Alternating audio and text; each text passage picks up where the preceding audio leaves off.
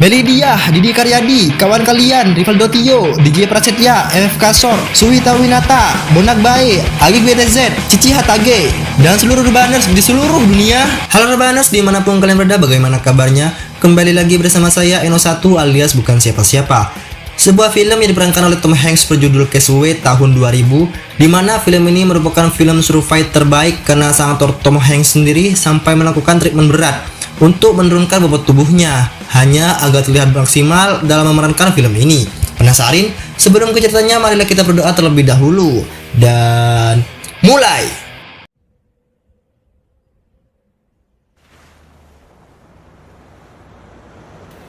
Berlatar pada tahun 1995, kisah akan berfokus pada seorang pegawai perusahaan jasa ekspedisi bernama FedEx atau Federal Express.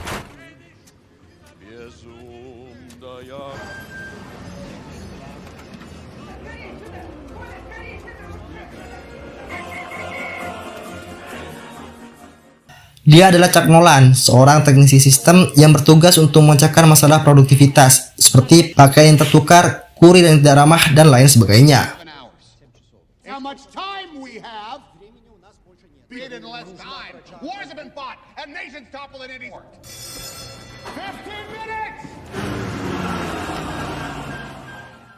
Chuck sendiri memiliki seorang kekasih bernama Kelly yang sudah berpacaran cukup lama, bahkan tinggal bersama untuk waktu yang tidak sebentar, namun belum menikah. Rencananya mereka berdua akan menikah dalam waktu dekat ini, tetapi jadwal pada Chuck yang harus pergi ke gudang FedEx di seluruh dunia membuatnya harus tepat waktu, sehingga pernikahan mereka berdua terus tertunda.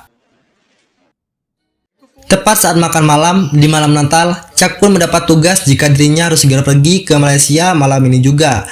Dengan kata lain, mereka berdua harus mengatur ulang jadwal pernikahan dan pekerjaan mereka supaya bisa mendapatkan waktu yang pas. Okay, I'll cancel Saturday. No, don't.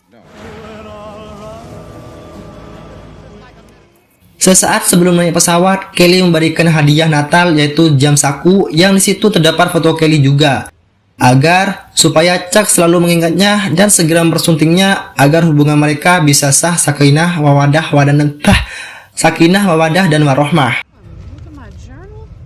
Oh, What about the... yes, I love it. Look at him in his little blue Russian. Take it and hold on to it. You can open it on New Year's Eve.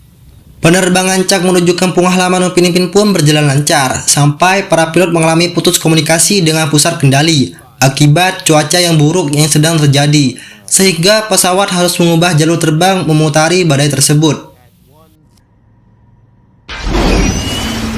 Namun tiba-tiba terjadi turbulensi sangat kencang disusul dengan ledakan yang membuat pesawat harus mendarat darurat di permukaan air.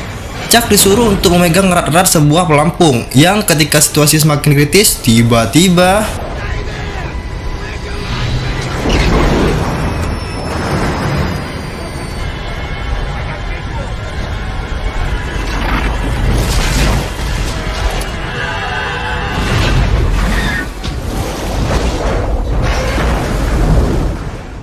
Chuck pun menjadi satu-satunya orang yang selamat berkat pelampung atau perahu karet darurat, sedangkan dua pilot dan satu kru tewas akibat mengalami benturan secara langsung, sehingga Chuck harus menerima fakta bahwa dirinya harus terbang ambing sendirian di tengah badai yang dahsyat ini.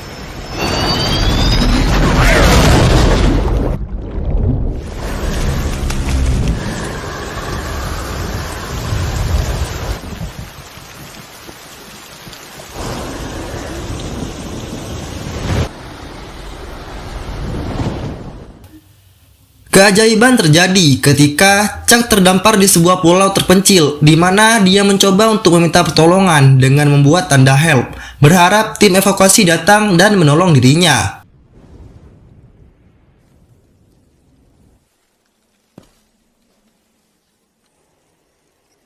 Keesokan harinya, tim evakuasi belum juga datang, dan justru Chuck menemukan beberapa kardus berisi paket yang harus dikirim.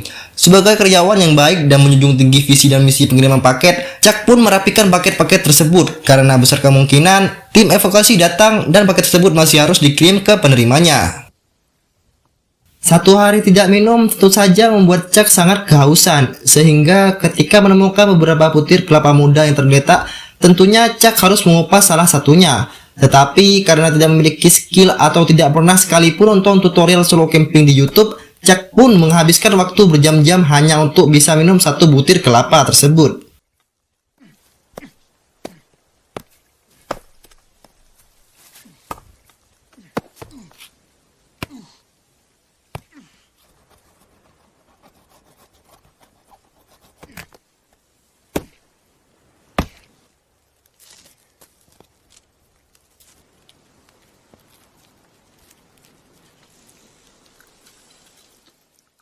Tidak cukup hanya minum, Chuck pun mencoba mencari ikan untuk dimakan, di mana dia justru menemukan sebuah gua kecil, lebih tepatnya sebuah celah di antara bebatuan bukit yang tidak ada apa-apa di sana.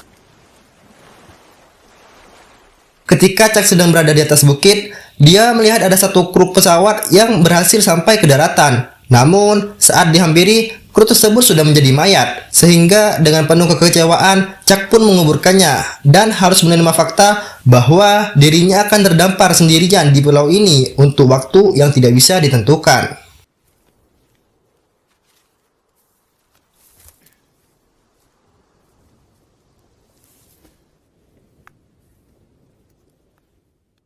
Satu-satunya motivasi yang membuatnya harus terus bertahan hidup adalah sosok sang kekasih tercinta, yakni Kelly, di mana Chuck terus memandanginya sambil menyala hidupkan lampu senternya agar bisa tidur nyenyak di pulau terpencil tersebut.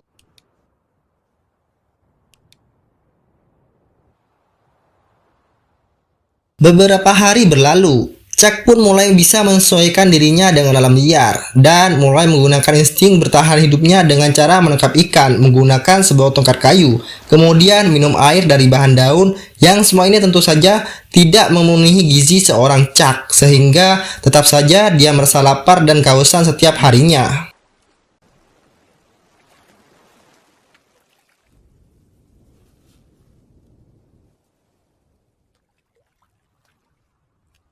Harapan pun muncul ketika Chuck melihat sebuah titik terang di ujung lautan. Tidak ingin melewatkan kesempatan tersebut, Chuck pun memberanikan diri untuk mengayuh perahu karetnya, meski pada akhirnya dia tak sanggup melawan terjangan ombak yang begitu dahsyat.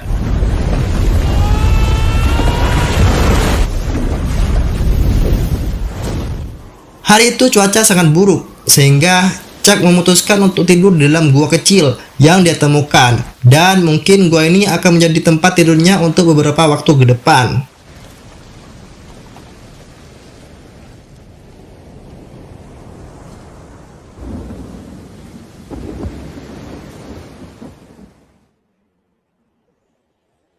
Tak tahan dengan haus dan lapar yang semakin menyerang, Chuck pun memutuskan untuk melanggar kode etik pegawai jasa ekspedisi dengan membongkar semua paket, berharap ada sesuatu yang bisa dimakan atau diminum.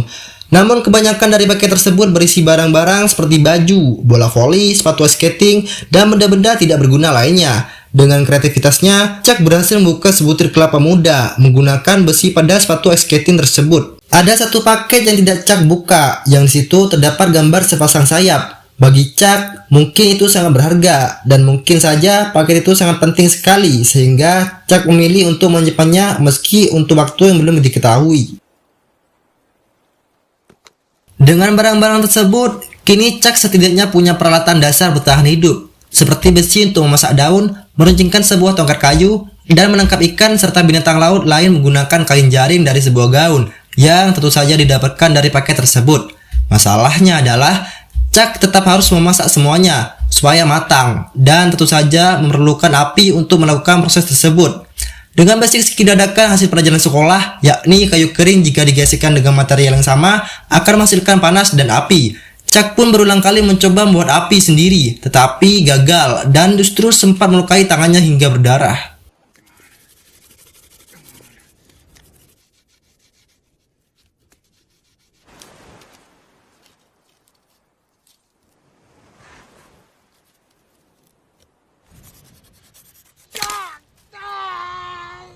Chuck pun marah-marah sambil melempar bola voli di sampingnya, yang seketika dia lihat jejak telapak tangannya membentuk semacam wajah yang lantas ia perjelas. Sadar bahwa kesendirian dan kehambaan akan menimbulkan kegilaan, Chuck pun memberikan nama bola itu sesuai mereknya, yaitu Wilson, dan menjadikannya sebagai teman bicara, sekaligus pendamping selama Chuck berada di sini. Dengan semangat bola voli merek Wilson, Chuck berhasil membuat api menggunakan material yang tepat, yakni serabut kelapa yang mudah terbakar, yang memang di kampung saya itu dibuat roditan, atau bahasa Indonesia itu dibuat alat utama untuk bakar biar cepat terbakar. Itu pokoknya ya. Anjir. Chuck pun senang bukan kebayang karena akhirnya mampu membuat api sendiri menggunakan tangannya sendiri. Here you go. It's a signal fire.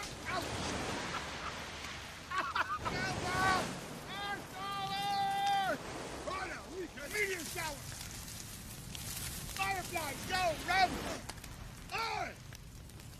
I have made fire. Setelah pikirannya tenang karena bisa menghasilkan api, membuat makanan sendiri, dan menemukan beberapa metode baru untuk bertahan hidup, Chuck pun mulai membuat perhitungan tentang posisi jatuhnya pesawat. Ia membuat hipotesis dan kemungkinan apakah dirinya bisa ditemukan, di mana Chuck mengatakan kepada Wilson bahwa posisi mereka sangat jauh dari titik jatuhnya pesawat. Saat pilot memutuskan untuk mengambil jalur memutar menghindari badai, sehingga kemungkinan mereka berdua ditemukan adalah 0,00%.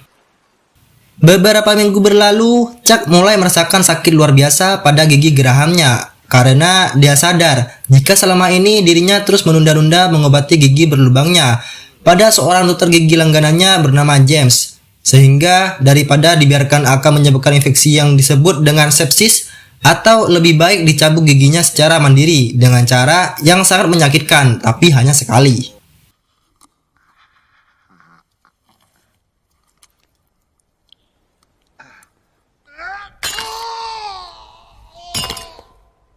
Empat tahun pun berlalu. Kini postur tubuh Chuck lebih kurus dengan jenggot dan rambut yang tidak terurus. Dia juga sudah terbiasa dengan makanan mentah seperti ikan. Hari-harinya hanya dihabiskan dengan mencari makanan dan bengong sendirian secara terus-menerus.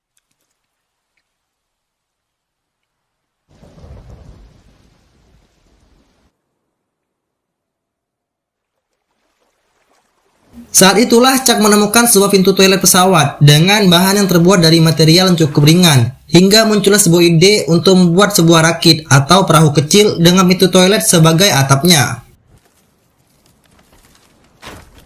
Dibantu Wilson yang sebenarnya tidak terlalu berkontribusi besar, dia juga dengan kondisinya yang sudah sama gondrongnya seperti Chuck, dia pun menebang sebagian besar. Sorry, setiap gua dengar kata Wilson gondrong nih, gua selalu ketawa gitu. Lanjut. Dia pun mendebang sebagian besar pohon kelapa hingga menghabiskan setengah dari pohon di pulau tersebut untuk membuat sebuah rakit yang menurutnya bulan ini merupakan bulan yang tepat untuk berlayar karena angin tidak terlalu kencang sehingga laut akan lebih bersahabat.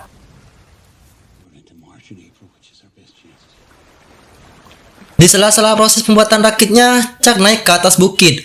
Yang di situ kita akan diperlihatkan bahwa selama 4 tahun ini, Chuck sempat berniat untuk bunuh diri. Namun, dengan motivasi untuk bertemu kembali dengan Kelly, Chuck memanfaatkan tali buatan tersebut sebagai bahan untuk mengikat rakit buatannya. Tibalah hari yang dinanti-nanti. Rakitnya kini sudah siap berlayar. Chuck pun berkemas sambil membawa satu paket yang selama 4 tahun ini selalu disimpannya. Tetapi sebelum itu Chuck menyempatkan diri untuk menoleskan jejak dirinya pada sebuah batu, bahwa alasan utama dirinya bertahan adalah Kelly, sang kekasih tercinta.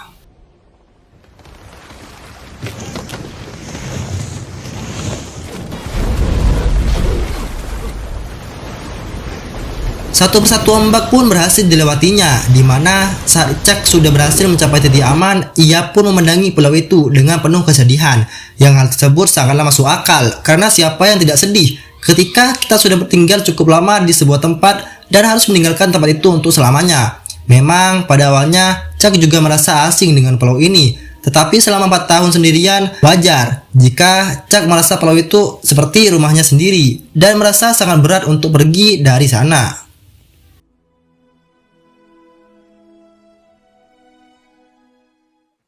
Dalam sepanjang pelayarannya, Chuck sempat berjumpa dengan seekor paus, jenis paus bungkuk atau comeback whale. Tidak ada interaksi yang spesial, hanya saling pandang satu sama lain.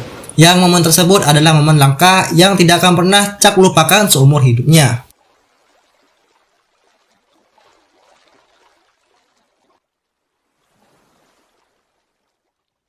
Berhari-hari di tengah lautan dengan hanya bertahan hidup dengan menangkap ikan, Chuck dan Wilson pun harus kehilangan atap rakit ketika badai menerjang mereka. Tapi beruntung rakitnya cukup kokoh sehingga mereka berhasil melewati cuaca buruk tersebut. Dan betapa sedihnya Chuck kehilangan Wilson akibat terlepas dari rakit yang karena jaraknya sudah terlampau jauh. Chuck pun dengan sangat berat hati harus merelakan sahabat satu-satunya yang selama 4 tahun ini selalu setia menemaninya. Wilson! I'm sorry, Wilson! Wilson!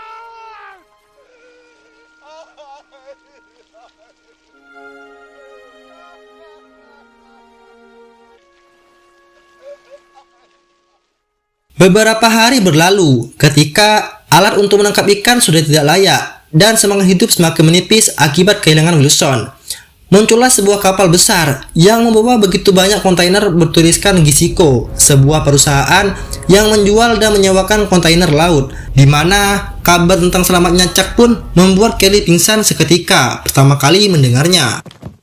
4 minggu kemudian, Chuck terlihat sudah berada di bandara PNX untuk berjumpa dengan pers yang saat sedang menunggu munculnya si dokter gigi yang sempat akan memperbaiki gigi berlubangnya dulu, yaitu Dr. James yang sempat saya sebutkan tadi.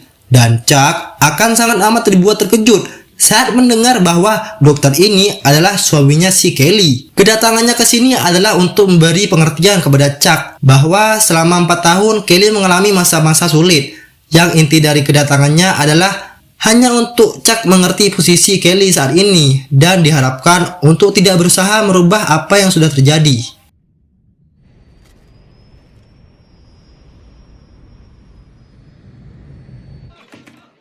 Di luar ekspektasi kita, Chuck yang kita anggap akan lebih bahagia ketika pulang pun tampaknya merasa asing dengan lingkungan lamanya ini. Contohnya seperti makanan dan api yang bisa dengan mudah didapatkannya, seolah-olah tidak berharga seperti sebelumnya.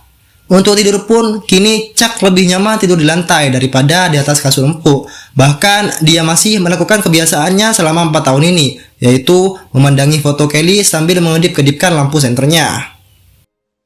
Chuck pun curhat kepada temannya sambil selimutan tepat di depan perapian, di mana perasaannya saat ini sama persis ketika dirinya pertama kali berada di pulau tersebut, merasa sendirian, ketakutan, dan tidak tahu harus melakukan apa ke depannya. 2 kali Chuck kehilangan Kelly, yaitu ketika terdampar di pulau dan saat kembali ke sini. Namun, hikmah yang bisa kita dapat dari semua ini adalah bersyukur bahwa dia masih bisa bernafas dan harus terus bernafas untuk tetap bertahan hidup. Sehingga sekarang Chuck sadar jika seorang wanita atau manusia tidak bisa dijadikan motivasi utama untuk tujuan utama seorang untuk hidup. Terakhir, Chuck pun mencari alamat tempat tinggal si penerima paket yang terus dia pertahankan selama 4 tahun ini, di mana Chuck menuliskan sebuah pesan berisi ucapan terima kasih karena paket inilah salah satu yang berhasil membuatnya bertahan hidup. Selanjutnya, Chuck pun berdiri tepat di tengah persimpangan jalan, bingung akan pergi ke arah mana hingga dia teringat dengan Tuhan dan memutuskan untuk hijrah, menjadi pribadi yang lebih baik dan mengabdikan seluruh hidupnya kepada zat yang lebih besar dari dirinya dan alam semesta ini, yaitu Allah Subhanahu wa Ta'ala. Tamat, ending yang sangat-sangat mensyukurkan. Oke teman-teman semuanya, teman-teman Rebahaners di seluruh dunia, terima kasih banyak telah mensupport channel ini, telah mendukung channel ini ya sampai detik ini yang sudah 200-an subscriber. Ya, makasih ya. Ya, gitu aja. Oke. Selamat tinggal di video selanjutnya. Bye bye.